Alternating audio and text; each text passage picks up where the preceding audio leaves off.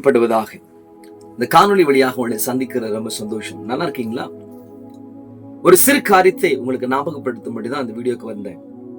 2 நாளாகமத்தின் புஸ்தகம் 15ஆம் அதிகாரத்துல அசரியா என்கிற தீர்க்கதரிசியின் மூலமாக ராஜாவாகிய ஆசாவுக்கு தேவன் பேசின ஒரு வார்த்தை தான் அந்த பகுதியிலே குறிப்பிடப்படுகிறது.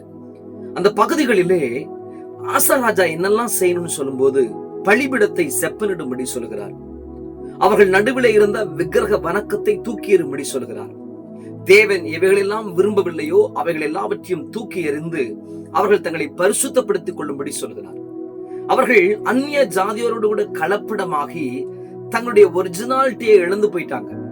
இப்ப ஆண்டவர் திரும்பவும் அவங்களுடைய ஒரிஜினாலிட்டிக்குள்ள, அவங்களுடைய ஒரு பரிசுத்தமான உறவுக்குள்ள தேவனை கொண்டு வந்து வைக்கும்படி அவர்களோடு கூட பேசுகிறார். தொடர்ந்து இருக்கிற அந்த வேத பகுதி வாசிக்கும் போது ஜனங்கள் தங்களுடைய மனப்பூர்வமாக தேவனுக்கு ஆணையிட்டு கொடுத்து கர்த்தர் விரும்பாதவர்களை மாற்றிக் கொண்டார்கள். இன்னைக்கு ஆண்டவர் இந்த காணொலி வழியாக அவங்களோட பேச விரும்புகிற காரியம் தான் உடைய ஆதி ஜெபம்.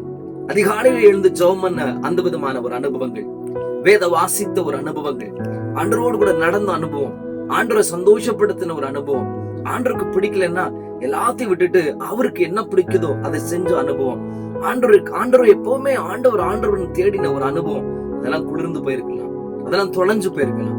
ஆண்டவர் இன்றைக்கு உங்களோடு தான் அந்த வார்த்தையை பேசும்படி விரும்புகிறார். நீங்கள் எதிலே தொலைந்து போனீர்களோ, உடைய ஆதி அன்பிலே நீங்கள் தொலைந்து போயிருக்கிறார். ஆண்டவர் இன்றைக்கு திரும்பமாக உடைய ஆதி அன்புக்குள் கொண்டு வர விரும்புகிறார்.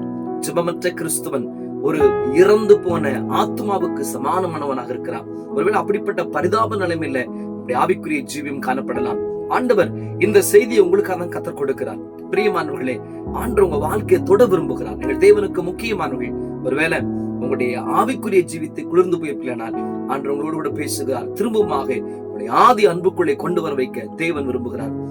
God bless you. கர்த்தர் உங்களை ஆசீர்வதிப்பாராக. ஆமென்.